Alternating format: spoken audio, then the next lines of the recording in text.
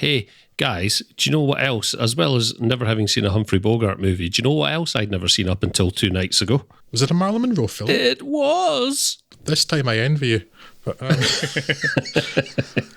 rather than pity you, but yes. But I shouldn't talk. Scott should talk. He's the one who's going to cover this. We're obliquely referring to Gentlemen Prefer Blondes. Obliquely. Based on the 1949 stage musical, Gentlemen Prefer Blondes sees a pair of showgirls, Marilyn Monroe's ditzy, gold-digging Lorelei Lee and her best friend, Jane Russell's acerbic Dorothy Shaw, head off on a cruise to France for a continental marriage between Lorelei and Tommy Noonan's Gus Edmund, who, in the parlance of our times, is a total simp.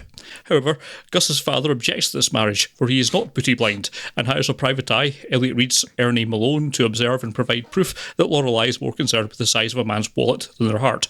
True to form, Lorelei is soon batting her eyelashes at Charles Colburn's Sir Francis Piggy Beekman, a diamond mine owner, and his wife's diamond tiara, meaning the only possible wrinkle in Malone's investigation will come from the fact that he's falling in love with Dorothy. She can use this fact, and the power of show tunes, to dig Lorelei out of a tiara theft charge in Paris and overcome Esmond Sr.'s objections to Lorelei and Esmond Jr.'s relationship. That's perhaps an overly condensed plot recap, but as is fairly common in this sort of thing, the narrative is a fairly minimal framework from which to hang the musical numbers and sections of comic banter. But it's also the reason I'm not going to spend a huge amount of time on this film, as in general I don't like musicals and this style of comedy, and in this particular instance, I didn't like the musical numbers or the comic element. So this is a film very much diverging from my tastes on enough levels as to render my opinion of it valueless. Now, I am not going to deny the iconic necessity of the work, in particular, of course, that their Diamonds Are a Girl's Best Friend number, of which you may have a passing familiarity. The production values are entirely on point, and the performances are nailing exactly what they appear to be intended to do. I have absolutely no reason to suspect that an audience more inclined to this sort of thing would not very much like this, as its stellar reputation would suggest. However, my wheelhouse is very much on the other side of town, and simply cannot sanction this buffoonery. I've mentioned before, of the three of us, I think I'm more open to musicals than anybody else, but I have to like the music in it, and the music in this is terrible, so, I'm on a hiding to nothing there. And I actually like the iconic song. The lyrics just make me angry. It's so vapid and materialistic, and I hate it. I have seen Marilyn Monroe films before. I don't like Marilyn Monroe. I think she's a terrible actor, and this isn't. This was kind of like put onto her rather than her playing. I like the whole idea of her being this sex symbol and stuff like. I've never found Marilyn Monroe even vaguely attractive, and I don't think she can act. So there's not a lot in this film for me.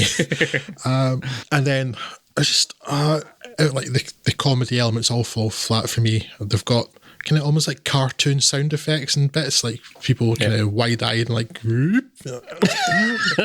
It's so bad.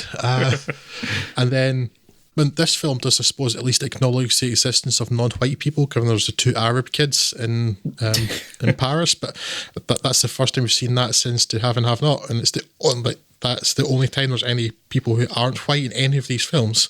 But you see how Marilyn Monroe's voice goes through my head, that stupid breathy affectation, and I hate it, and she's a terrible actor. At least she can sing, which I hadn't really thought about before, but she can at least carry a tune, and it makes it much more difficult for her to do that breathy affectation when she's singing, so it mostly disappears, so that's nice.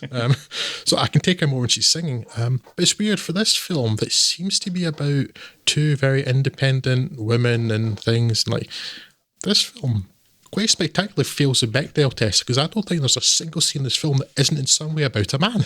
Yeah. Even like there's so many scenes that it's just women. It's crazy. And again, Marilyn Monroe's voice, I got to, honestly, by the end of the film, every time she spoke, I was screaming at the television, stop talking. I'm not even joking. It was driving my head in. That's not an expression. It is now. I'll do it. Yeah. And there's just, everything about this film was kind of rubbing me the wrong way. More than anything, I was just bored by it, and like I didn't like the music. But you get creepy things like Lorelei calling her would-be husband Daddy. That's cringe. Really icky. It's like, that is, stop that. Stop it now.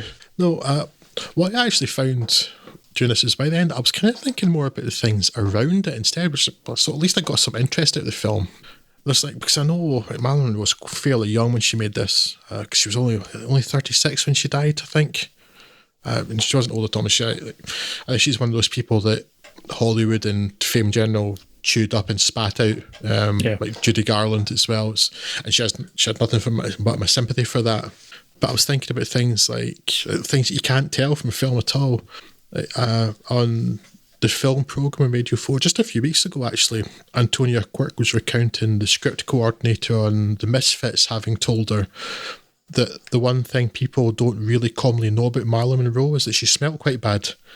She was it's sad though. So I know instinct this laugh, but she was depressed. She didn't wash, and certainly by The Misfits, she didn't wash her hair, and like she's got this glamorous thing. So it's I was thinking about this, like the sadness of her condition, whereas like the character I hated, was a simpleton, you know, up until the point the script called for her to not to be a simpleton. And then, so I was thinking about things around it, like, and then I was aware, I hadn't seen Gentlemen Prefer Blondes before, but I'd seen several clips, including the scene where basically Jane Russell's gagging for a ride, and she's singing in front of the Olympic team, the American Olympic team going to the Paris Olympics. And I was always really aware that's considered a homoerotic scene. And I was watching and I'm like, why is that? Why just because men are scantily clad and not pay attention, is that homoerotic? It's like thinking, is that just because everything's assumed to be for the male gaze? If it's scantily clad women, that's for men, but if it's scantily clad men, that's also for men. What makes that specifically homoerotic? Which is obviously, there's bugger all in this film that I actually enjoyed. I was just thinking about everything around it. I did not like this film at all. So, yeah, a film of two halves for me, except the first half is about 2 minutes long, and then the second half of the film is the entire rest of the film. But I'm a legs man, and like 30 seconds into this movie, my wife said to me, "Are you okay?" And I realised I'd been making noises, and I kind of just slapped my forehead. And looked at it and said, "I'm not going to make it through this." Because it was making me so damn horny. Those red dresses at the start. Yeah, it was making me so damn horny. Like the first 2 minutes of this movie just about made my face melt off. And then after that came the point where I got to grips, came to terms with, as you say, Drew, Marilyn Monroe's acting chops. And suffice to say that the talent in this movie is entirely Jane Russell's. And yes, I came out of this film like quite a big fan of Jane Russell, if not the film itself, but with no desire whatsoever to watch anything else Marilyn Monroe has ever done. I mean, I can't agree with you on finding nothing about her attractive, because I think she is quite a startlingly attractive woman, but I would not choose to speak to her in a bar for more than 30 seconds if this was the vocal affectation that she carried in a day-to-day way. This film is she's well regarded as attractive, Craig, and like held up. So she's never done anything for me. It's like I can see why people would find her attractive. Yeah. But for me, like nothing, absolutely flat. She doesn't do anything for me at all. Well, there you go. This movie is basically just a massive camp meringue, and none of the musical numbers bear any relevance to what's happening. Not that anything's actually happening, because it's a couple of people on a boat just trying to get laid. I was thinking about the Bechdel test myself, and you're right. It's weird because this is a movie in which the two leads are female. Their motivations are entirely autonomous. They are out for themselves. Their agency is their own. And yet, yes, this would at the same measure spectacularly fail the Bechdel test. So it's kind of interesting in that respect. I'm not entirely sure how it's gained the status it has, other than being just from a sort of camp classic point of view. I can imagine, I can see in that respect why this would be popular, but it's kind of baffling to watch it. I would suggest that of all the stuff that we've spoken about tonight of Hawks, this is by far and away the most flyaway, lightweight, and most sort of blatantly commercial piece.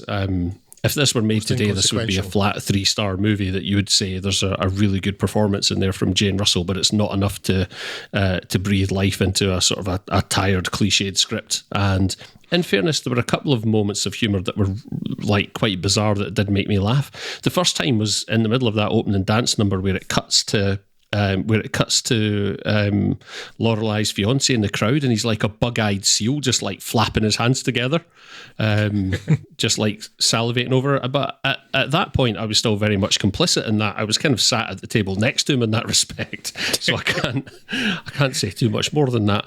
But the rest of the film is just a weird mixture of bad acting on Monroe's part, really sort of like creepy things now and again, and I don't mind the musical, but like you say, it very much depends on the music, and in this instance none of these numbers did anything for me whatsoever, so I won't be returning to this film. I'm not disappointed I watched it, but I'm never going to watch it again. Oh Lord, no. No, I don't resent having watched it, because I had a vague interest in it, and I was familiar with that number. I've seen so many clips of the number when she redoes it at the end in that pink dress and stuff. Although I'd never cared for the songs. Interesting enough to watch it, so I don't resent it for that, but it's not good. I find very little of merit in this, apart from Jane Russell's clearly basically the only person in this film that can act. That's it. I'm glad that I've had an introduction to Jane Russell now, because I will actively seek out a couple more of her movies. That's finding the positives. That's good. There you go. Yes. Movies where Jane Russell shows her legs. Let me see. What's Google got? Yes, where she shows her legs and thankfully not her political views. Oh, no. Oh, don't ruin it for me. Why? What did she do or say? She's just the common regarding Republican pro-lifer. Oh, no. Oh, Scott. I ruin everything, I know.